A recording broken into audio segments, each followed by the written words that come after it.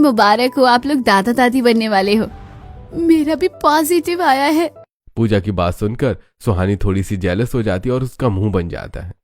मेरा ही बेबी होना था, बस इसका भी एक साथ क्यों यार। अब दोनों बच्चों का प्यार बढ़ जाएगा। क्यों ना, मैं बड़ी हूँ, सारी अटेंशन तो मैं ही ले जाऊंगी। ये गांव की गंवार क्या ही कर लेंगी। ये सोचकर सुहानी खुद का मन शांत कर लेती है। घर में अब सभी बहुत ही ज्यादा खुश थे क्योंकि दो दो किलकारियां गूंजने वाली थी। दादी, सास, ससुर सभी का एक्साइटमेंट दो गुना था। वहीं दोनों बहुएं भी अब अपने अपने तरीके से अपने बेबी का ख्याल रखना शुरू करती हैं। बहुओं ध्यान रखना, अब तुम माँ बनने वाली हो। अब तुम पर डबल जिम्मेदारी है। अपने बच्चे की हेल्थ के साथ कोई लापरवाही नहीं करनी है। समय से खाना खाना है और दवा लेनी है। फल खाने और हेल्दी चीजें खानी है जिससे बच्चे का स्वास्थ्य अच्छा रहे। जी माँ जी, मैंने आज ही इनसे कहकर डीमार्ट से रोस्टेड ड्राई फ्रूट मंगा लिए हैं। बेटा, हेल्दी चीजें खानी है, स्नैक नहीं। वैसे भी रोस्टेड मंगा लिया है तो वो भी ठीक है। लेकिन दीदी, अगर वही खाना है तो ड्राई फ्रूट को घी में भूनकर खाओ ना, तो वो ज्यादा हेल्दी होता है। हाँ हाँ ठीक है, अब मुझे मत सिखाओ, जाओ यहाँ से। पूजा बिना कुछ कहे अपने कमरे में चली जाती है। अब पूजा पहले ही महीने से सावधानी बरतने लगती है ताकि उसके बेबी को कोई नुकसान ना हो और बेबी हेल्दी और स्वस्थ रहे। वहीं सुहानी को ऐसा लग ही नहीं रहा था कि वो प्रेग्नेंट है। अमीर बहू सुहानी को अभी 1 महीना हुआ था प्रेग्नेंट हुए। वो मजे से दोस्तों के साथ घूमने के लिए जा रही थी। बहू कहाँ जा रही है इस समय, और ये कैसे कपड़े पहन रखे हैं? माँ जी, मिडी है और क्या है, और मैं पार्टी में जा रही हूँ, मेरे दोस्त के बर्थडे की पार्टी में। बहू, इस समय कहीं नहीं जाना, सेफ नहीं है, और मैं तुझे ऐसे ही नहीं छोड़ सकती। अब तू गर्भवती है और ये चप्पल ये मत पहना कर कुछ महीने, ठीक है? लेकिन उसके बाद नहीं, वरना बच्चे पर असर देता है। और इतना टाइट ड्रेस कौन पहनता है? मेरी ननद नहीं है, लेकिन आप ननद से कम नहीं हो। अरे इतना रोक टोक कौन करता है माँ जी? मुझे अपने हिसाब से रहने दो ना, मैं अपने मन की हूँ। सुहानी का ये जवाब सास को एक्सेप्टेड नहीं था। हाँ बहू, लेकिन तू ऐसा कैसे कह सकती है? तुझे जो पहनना है तू पहन, हमने रोका नहीं है। मैं बस यही कह रही हूँ तरीके से, ताकि बच्चे को नुकसान ना हो। बाकी तू जा सकती है ड्रेस पहनकर, मुझे कोई परेशानी नहीं है। जिसके बाद सुहानी हाई हील की सैंडल और मिड रेड हॉट ड्रेस पहनकर पार्टी में जाती है और वहां वो अल्कोहल भी पीती है। वहीं पूजा, जब से उसे पता था कि वो माँ बनने वाली है, घर की टाइल्स पर भी वो फूक फूक कर कदम रखती थी ताकि उसका बच्चा सेफ रहे। वहीं पूजा ज्वार बाजरे की रोटी बनाकर खाती थी ताकि उसका बच्चा स्वस्थ और हेल्दी रहे। क्या बना रही है बहू? दाल, खिचड़ी और आलू की सब्जी, बाजरे की रोटी। जेठानी जी ने कहा है कि आप लोगों को पसंद है और उनकी भी स्वास्थ्य के लिए अच्छा रहेगा। हाँ बहू, बना ले। वैसे सुन, तुम दोनों में सब ठीक है, लेकिन कम से कम ये साड़ियाँ तो ढंग की पहना करो। इसे देखकर मेरा दिमाग खराब हो जाता है। इतने अमीर घर की बहू होने के बाद भी तुम दोनों खुद की थोड़ी सी केयर नहीं कर सकती हो। माँ जी, केयर करने के लिए समय चाहिए और घर के 70 कामों में समय निकल जाता है, पता ही नहीं चलता। ठीक है, समय से खाना बनाकर दोनों बहुओं को खिला देना निहारिका बहू। जी माँ जी। निहारिका खाना बनाकर डाइनिंग टेबल पर लगा देती है और आज हेल्दी खाना देखकर सभी खुश हो जाते हैं सिवाय सुहानी के और जया के। ये क्या, कैसा खाना है? इसे देखकर ही खाने का मन नहीं करा। मैं तो सोच रही हूँ क्यों ना मैं पिज्जा मंगा लेती हूँ। आप ही खाओ ये खाना। ये दाल खिचड़ी और बाजरे की रोटी, आलू की सब्जी, ये खाना मुझसे नहीं खाया जाता। आप लोगों को ही मुबारक हो ये खाना। इतना बोलकर सुहानी वहां से चली जाती है और कमरे में जाकर दोनों अमीर बहुएं पिज्जा ऑर्डर करके खाती हैं। जब से सुहानी बहू प्रेग्नेंट हुई है तब से बहुत चिड़चिड़ी हो गई है। लेकिन अगर ऐसे वो बाहर का खाएगी और घर का खाना नहीं खाएगी तो उसके बच्चे पर बुरा असर पड़ेगा। लेकिन हम कुछ कहेंगे तो हम बुरे ही है माँ जी। इससे अच्छा है तो ना ही कहे, वही बेहतर होगा। क्यों जी, सही कह रही हो ना? हाँ भाग्यवान, बिल्कुल। जिसके बाद सुगंधा वहां से चली जाती है। एक तरफ पूजा थी जो शुरुआत से ही बच्चे का ख्याल रखना शुरू कर देती है, और वहीं सुहानी जिसका अब 3रा महीना लग गया था, लेकिन उसे कोई फर्क ही नहीं पड़ रहा था कि वो पार्टी करती, ड्रिंक करती और बाहर का खाना खाती रहती। देखो सुहानी, तुम जो कर रही हो वो सही नहीं है। ये तुम प्रेग्नेंट ना होती तो अलग बात थी, लेकिन तुम्हारा कुछ भी खाना और पहनना बच्चे पर बुरा असर डाल सकता है। हाँ, मैं अब आपकी माँ की बातों में नहीं फंसी तो अब आप आ गए हो मेरा मन बहलाने। ये सही है पतिदेव, सास नहीं तो सास का बेटा। लेकिन मैं पूजा और निहारिका नहीं हूँ, दोनों गंवार हैं। कुछ भी खाती पहनती है, एकदम गांव की गंवार लगती है। अब तुम रहने दो, जाने दो, तुम्हें बोलने का कोई फायदा नहीं है। सभी सुहानी को टाइट ड्रेस पहनने के लिए मना करते हैं, लेकिन उसकी आदत जाने का नाम ही नहीं ले रही थी। वहीं दूसरी तरफ थी हमारी पूजा बहू, जो धीरे धीरे जैसे पेट बढ़ रहा था कपड़े ढीले पहनना शुरू कर देती है और खाने में भी कभी गोंद के लड्डू बनाती तो कभी ड्राई फ्रूट के, ताकि उसके बच्चे को पौष्टिक आहार मिलता रहे। ऐसे ही दिन बीतते हैं और अब दोनों बहुओं का 4 महीना पूरा हो जाता है। तभी घर में पता चलता है कि जया और निहारिका बहू भी पेट से हैं। हे भगवान, मैं तो धन्य हो गई, अपनी इतनी खुशी की खबर सुना दी। आपने इतनी खुशी की खबर सुना दी। मेरी चारों बहू, तुम्हारा शुक्रिया। बैक टू बैक 4 नाती पोतों की दादी कहलाऊंगी अब तो। घर में सभी बहुत खुश थे। माँ, अब घर में चारों बहुएं प्रेग्नेंट हैं। आपको नहीं लगता कि उनकी देखभाल के लिए और घर के काम के लिए एक नौकरानी हायर करने की जरूरत है? एक नहीं बेटा, 2, क्योंकि बहुएं 4 है। कौन बहू को देखेगा, कौन घर का काम देखेगा, तो 2 ठीक रहेंगी। माँ के कहने पर चारों बेटे मिलकर 2 नौकरानियां लगवा देते हैं ताकि चारों बहुओं को थोड़ा सा आराम मिल जाए। वहीं दोनों मॉडर्न बहुएं। मेरा 4 मंथ पूरा हो गया है, तुम्हारा 1 है, मतलब डिलीवरी में ज्यादा फर्क नहीं रहेगा। सुनो ना जया, क्यों ना हम हमारी प्रेगनेंसी की पार्टी करते हैं? हाँ दीदी, पार्टी तो करते हैं। मेरी भी सहेलियां आने के लिए कह रही हैं। क्लब में पार्टी करेंगे और हाँ, मिनी ड्रेस पहन कर जाएंगे। हाँ, क्यों नहीं, चलो पार्टी का प्लान करते हैं। फिर तैयार होकर भी तो जाना है। जिसके बाद दोनों बहुएं पार्टी प्लान करती हैं और सास की चोरी से टाइट बॉडीकॉन ड्रेस पहनकर पार्टी करने जाती हैं। देखो तो 5 महीने लग गया है, मेरा बेबी बम कितना सुंदर लग रहा है ना? कितना उभर कर आ रहा है। It's look so good. 4 महीने और फिर तो मॉडर्न मम्मा का मॉडर्न बेबी आएगा। सुहानी और जया बहुत खुश थीं। दोनों हील्स में ही पार्टी करने जाती हैं। पार्टी करके वापस आती हैं और जब सास देखती है तो सास के सुनाने से पहले बहुएं खुद ही सुनाना शुरू कर देती हैं, जिससे सुगंधा जी खुद शांत हो जाती हैं। ये मॉडर्न बहुएं लाकर बहू कहीं हम फंस तो नहीं गए। दोनों तो कुछ भी पहनती है, कुछ भी खाती है। अब इसका 5 महीने का पेट कितना ज्यादा दिख रहा है, फिर भी छोटी सी टाइट ड्रेस पहन कर गई थी। जाने दो माँ जी, क्या ही कहेंगे अब हम। बात आई गई हो जाती है। वहीं पूजा का भी 5 महीना लगा था, उसका भी पेट दिखने लगा था। अजी, थोड़ी सूट और मैक्सी दिला दो ना, अब साड़ी में नहीं रह जाता। पेट बहुत बड़ा है, कोई देखे तो बहुत अजीब लगता है। अजीब क्या है, बेबी है, उसमें बढ़ना तो है ही। पेट पर गंदी नजर लगती है। आप मेरे लिए कोई सूट लेते आओ ना, ताकि मैं उसे पहन सकूं रोज। हाँ ठीक है। जिसके बाद राहुल पूजा के लिए कुछ सूट खरीद लाता है। वहीं अब निहारिका भी सूट पहनने लगती है, क्योंकि साड़ी में बेबी बम्प दिखता तो बहुत अजीब लगता था। देखो तो सुगंधा की बहू को, अरे ये मॉडर्न वाली बड़ी बहू का 9वां महीना लग गया है क्या? अरे नहीं, अभी तो 6 पूरा हुआ है, 9 कहाँ लग जाएगा? अरे देखने में तो ऐसा लग रहा है कि 9 लग गया है। कितना बड़ा लग रहा है उसका पेट। टाइट कपड़े जो पहनती है दिखना ही है, लेकिन बच्चे की हेल्थ और अपने शरीर दोनों से खिलवाड़ कर रही है। सही कह रही हो, प्रेगनेंसी में टाइट कपड़े नहीं पहनने चाहिए, परेशानी होती है।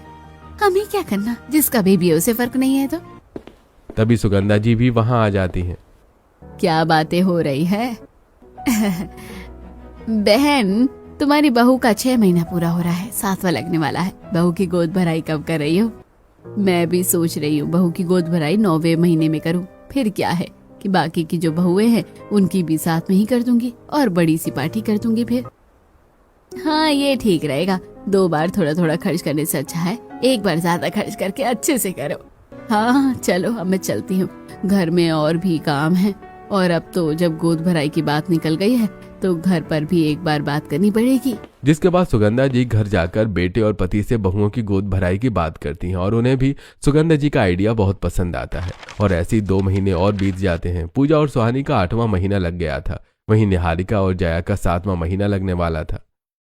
भाऊओ, अगले महीने में तुम चारों की गोद भराई की रस्म कर रही हूँ और तुम सभी अपने रिश्तेदारों, मेहमानों, दोस्तों, हर किसी को बुला सकते हो। मैं ग्रैंड फंक्शन करने का सोच रही हूँ।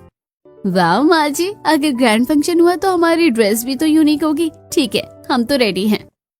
हमारे बच्चों को जितना ज्यादा लोगों का आशीर्वाद मिलेगा वो और ज्यादा हेल्दी होंगे, और क्या ही चाहिए हमें।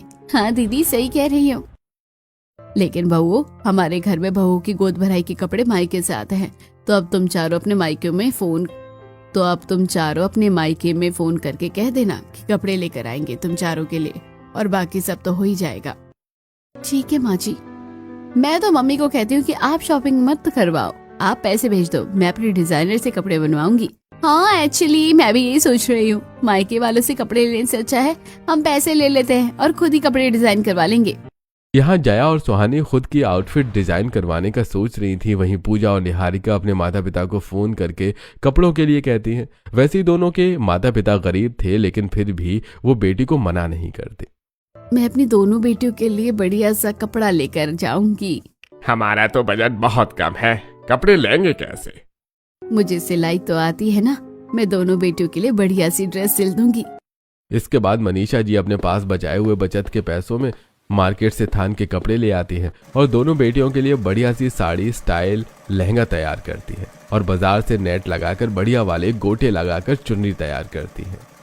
मेरी बेटियां बस ये कपड़े देखकर खुश हो जाए, उन्हें पसंद आ जाए।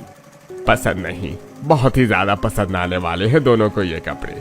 तुमने इतनी मेहनत से जो बनाया है, भाग्यवान, टेंशन ना लो, जरूर पसंद आएगा दोनों को।